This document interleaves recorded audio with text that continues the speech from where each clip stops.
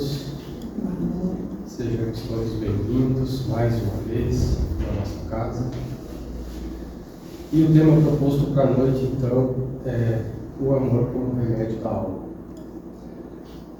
Nós ouvimos tantas vezes essas recomendações já, principalmente em se tratando de Jesus, que recomendou o amor como recurso para todas as nossas dificuldades, enfermidades, situações, sem distinção, sem efeitos colaterais. O amor é o remédio para todas as ocasiões.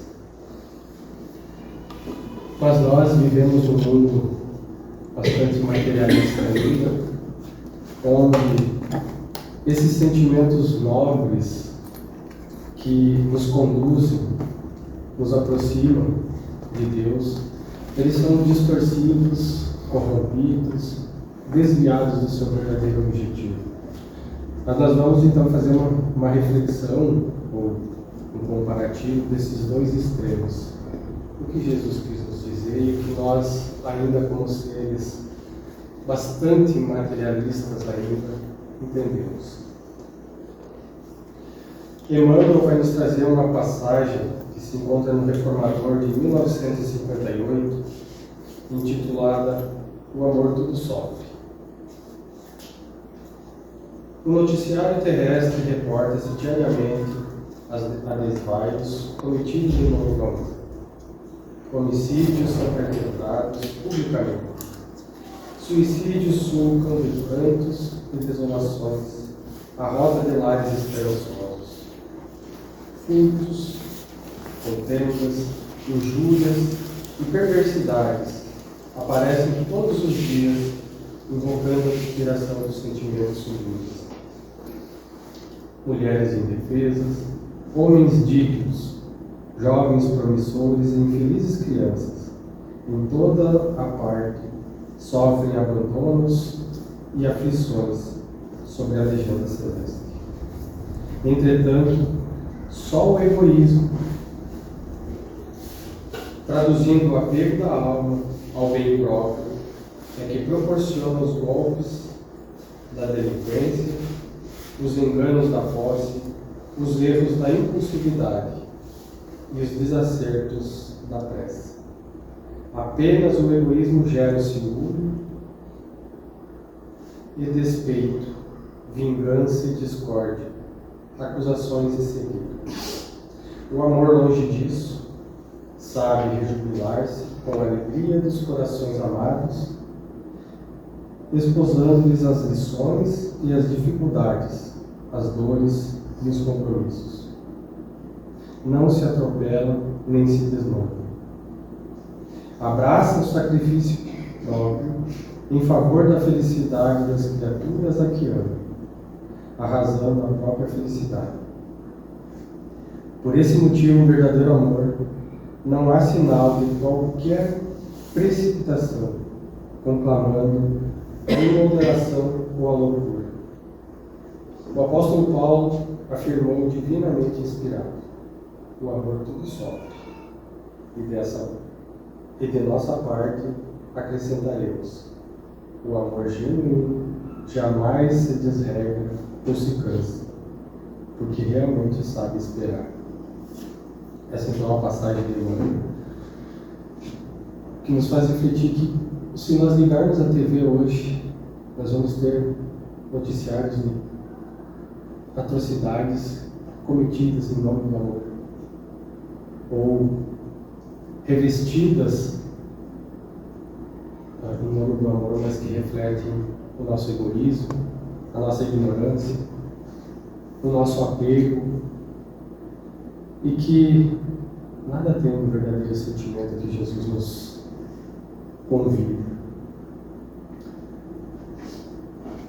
Em contraponto a essa visão então limitada e acanhada que nós temos desse sentimento sublime, o espírito Humberto de Campos, no livro Boa Nova, psicografado por Chico Xavier, nos traz um relato de uma conversa que Jesus teve com Maria de Magdala.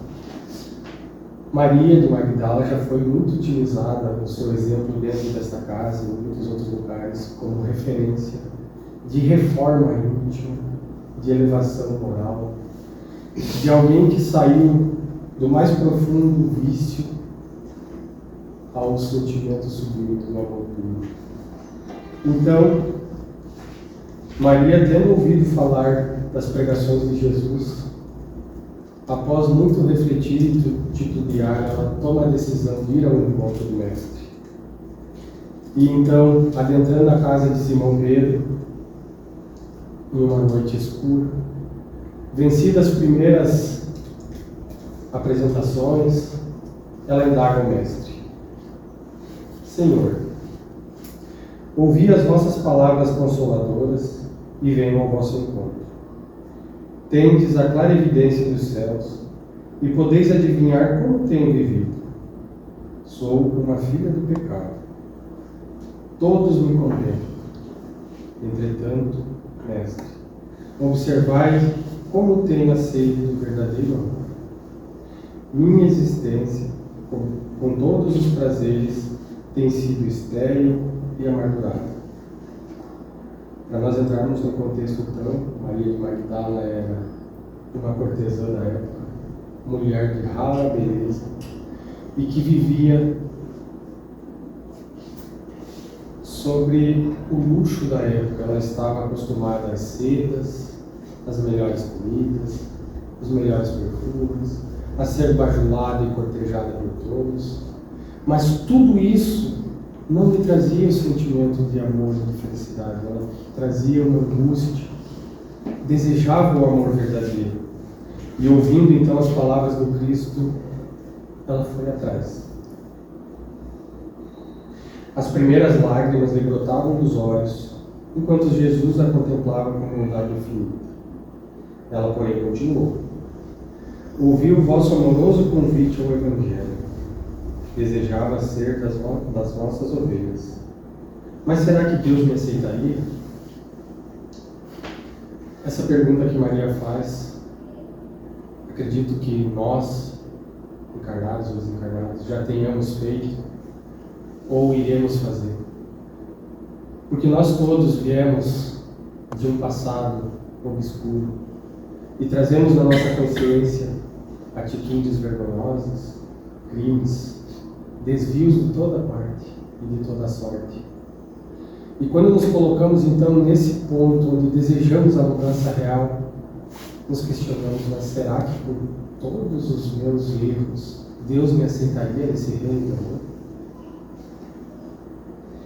E o que Jesus nos fala aqui então, no caso ele falou a Maria naquela época, podemos replicar a todos nós que estamos nessa condição. O recado de Jesus é muito claro.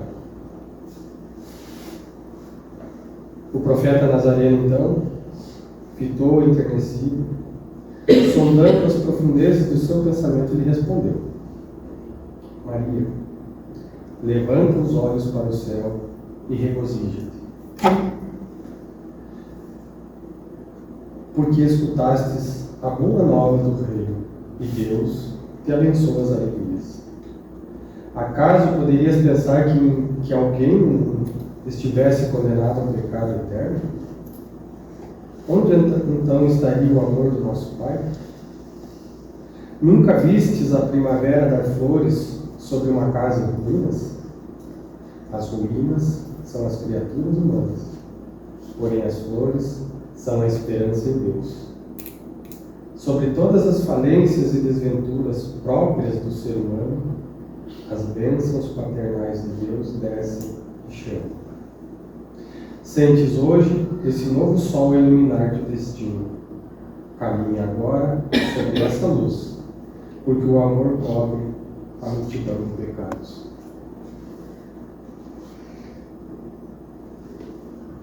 Quem de nós não anseia por esse convite de Cristo? E Ele está aberto e feito a todos nós. Quando nós nos referimos, então, ao amor como remédio da alma, nós entendemos também, dentro da doutrina espírita, alguém que já tem algum mínimo conhecimento, que, independente das nossas atitudes, escolhas ou caminhos escolhidos, nós somos amados por Deus infinitamente.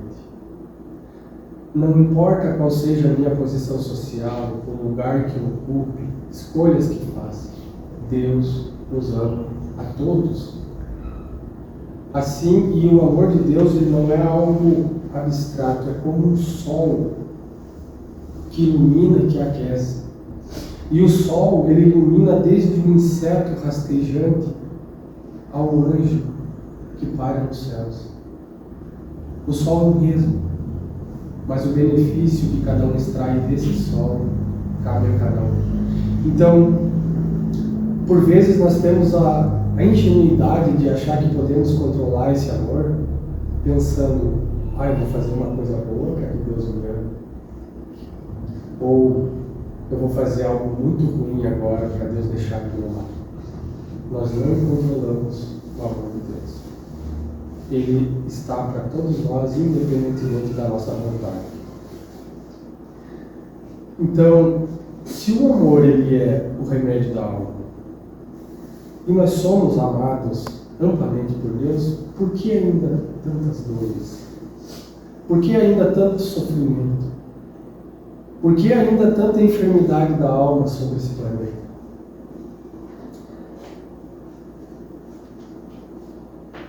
E o texto segue dizendo aí: a pecadora de Magdala, escutando o mestre, bebendo-lhe as palavras, refletiu. Homem algum havia falado assim a sua alma incompreendida. Os mais levianos lhe pervertiam as boas inclinações. Os aparentemente virtuosos a desprezavam sem piedade. Engolfado em pensamentos confortadores e ouvindo as referências de Jesus ao amor, Maria perguntou a ele: no entanto, Senhor, tenho amado e tenho sede de amor. Sim, disse Jesus, tua sede é real.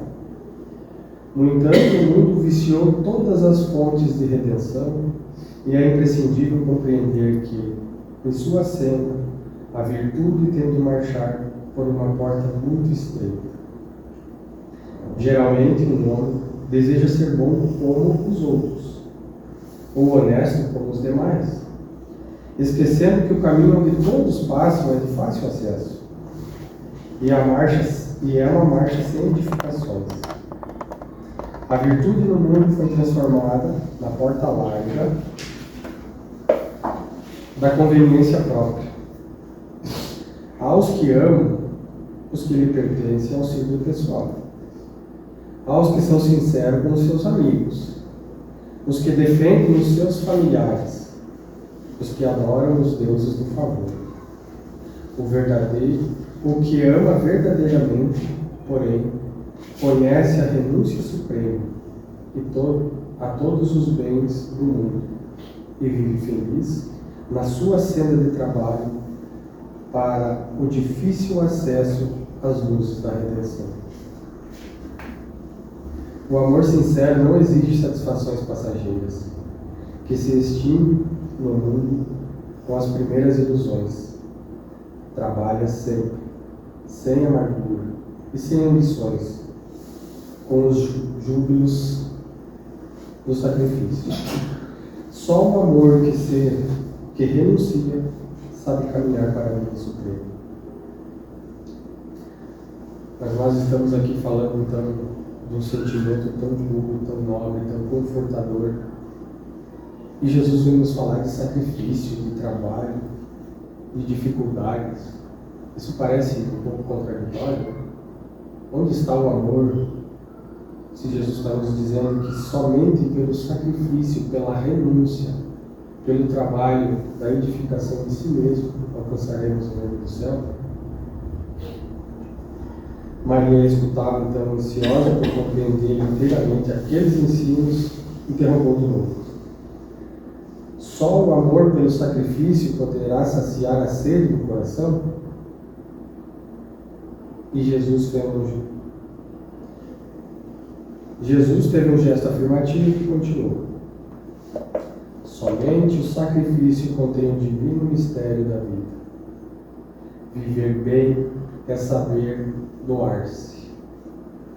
Acreditar que o mundo pudesse Acreditas que o mundo pudesse manter o equilíbrio próprio, tão só com os caprichos antagônicos e por vezes criminosos dos que se elevam à galeria dos triunfadores? Toda a luz humana vem de corações experientes e brandos, dos que foram sacrificados. Se nós observar, os grandes feitos da humanidade que nos tocam até hoje vieram de pessoas humildes, que sofreram todo tipo de dificuldades, que foram sacrificados. Esses entraram para a história. Os triunfadores da matéria, tão logo passam e são esquecidos.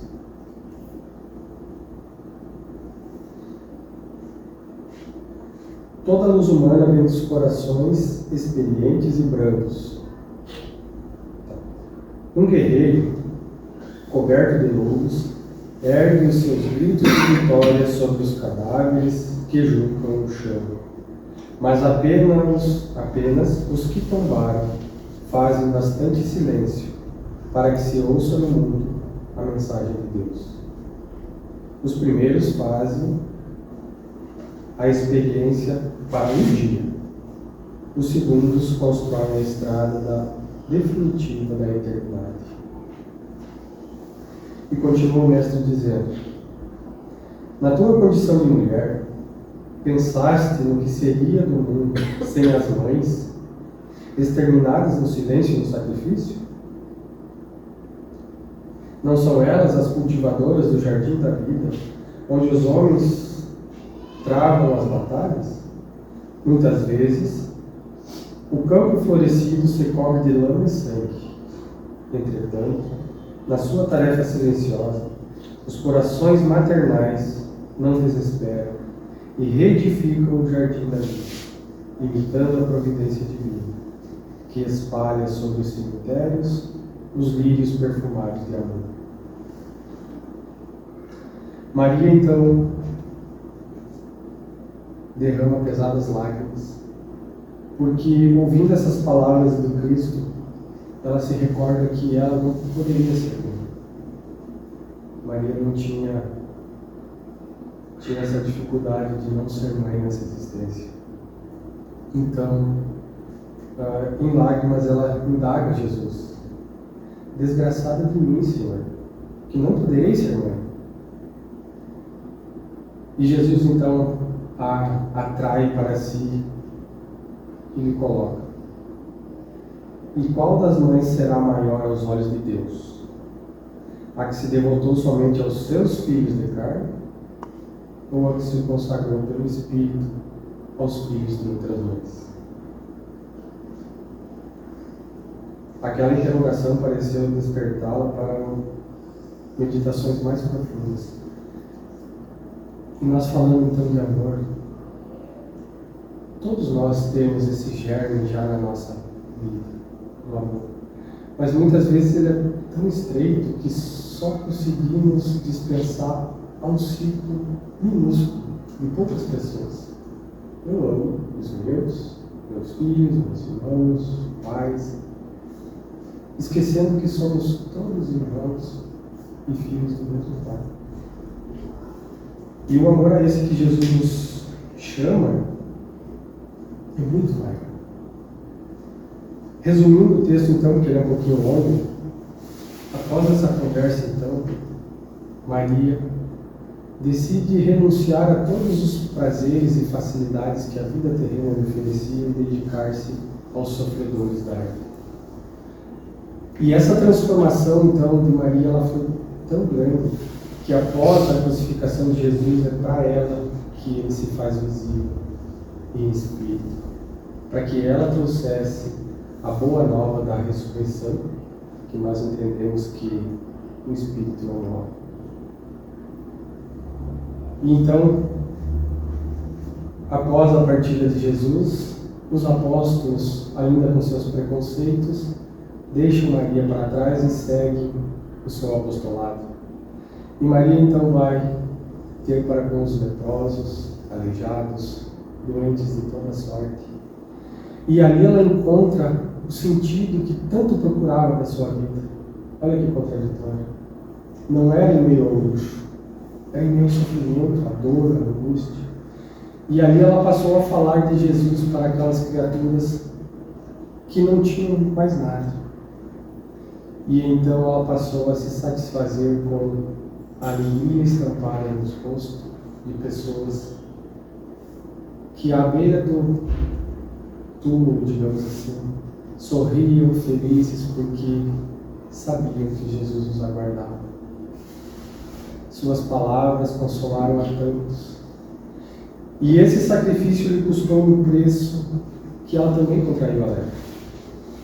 E então a mulher de grande beleza passou a andar no mundo como um cadáver ambulante, com sua pele ulcerada pela doença.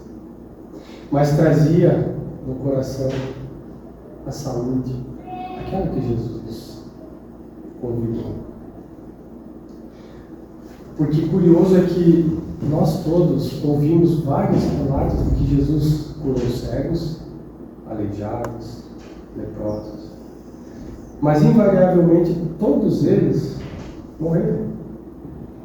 Todos morreram. Jesus os curou, mas a sua existência física teve fim. Então as curas a que Jesus nos traz para a reflexão, elas não têm a ver com corpos. Porque quando a doença se manifesta no corpo, é porque a alma já vinha doente há muito tempo.